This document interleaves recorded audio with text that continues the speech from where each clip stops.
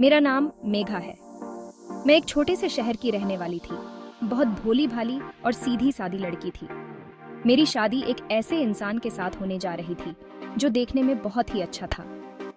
मैंने कभी किसी से मोहब्बत नहीं की थी, मगर जब मेरा रिश्ता इस इंसान के साथ तय हो गया तो मुझे इससे मोहब्बत होने लगी थी। मेरे ससुर ने मुझे अपने बेटे के लिए पसंद किया था और उसी समय उन्होंने मेरे पापा से मेरा रिश्ता मांग लिया था। मेरे ससुर मेरे पापा के दोस्त थे।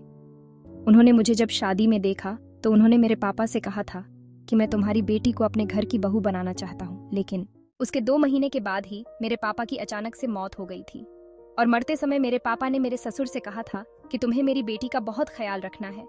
तुम मेरी बेटी को अपने घर की बहू बनाना चाहते थे ना, तो मैं चाहता हूँ कि मेरे मरने से पहले मेरी आंखों के सामने ही तुम्हारे बेटे और मेरी बेटी की शादी हो जाए। हालांकि हम लोगों की शादी खूब धूमधाम से होनी थी, मगर पापा की आखिरी ख्वाहिश यही थी।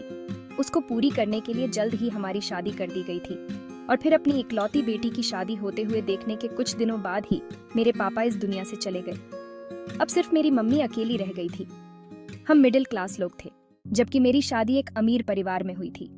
यह लोग दूसरे शहर में रहते थे। मेरे ससुर का नाम इस शहर के टॉप बिजनेसमैन लोगों में आता था।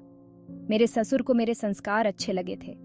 उन्होंने देखा था कि मैं बहुत अच्छी और भोली भाली लड़की हूँ, शहर की बाकी लड़कियों से बहुत अलग हूँ। शहर की लड़कियों की तरह मेरे ख्यालात मॉडर्न नहीं है और ना ही मैं मॉडर्न कपड़े पहनती थी। मैं बहुत मामूली सी लड़की थी, मगर मैं देखने में बहुत सुंदर थी। मेरे ससुर मेरी इस बात पर फिदा हुए थे और अपने बेटे के लिए उन्होंने मुझे चुना था और अब मैं उनके बेटे की बहू बनकर उनके घर आ गई थी। क्योंकि पापा के अंतिम संस्कार के कुछ दिनों के बाद ही मैं विदा होकर अपनी ससुराल आ गई थी।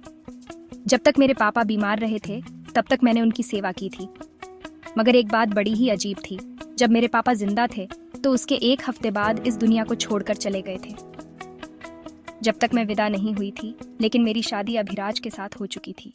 मुझे लगता था कि अभिराज मुझसे मिलने जरूर आएंगे। आखिरकार अब वह मेरे पति बन चुके हैं, या फिर मुझे मेरे घर के नंबर पर कॉल जरूर करेंगे। लेकिन उन्होंने तो मुझसे कोई कांटेक्ट करने की कोशिश ही नहीं की थी। मुझे जब मेरी ससुराल लाया गया तो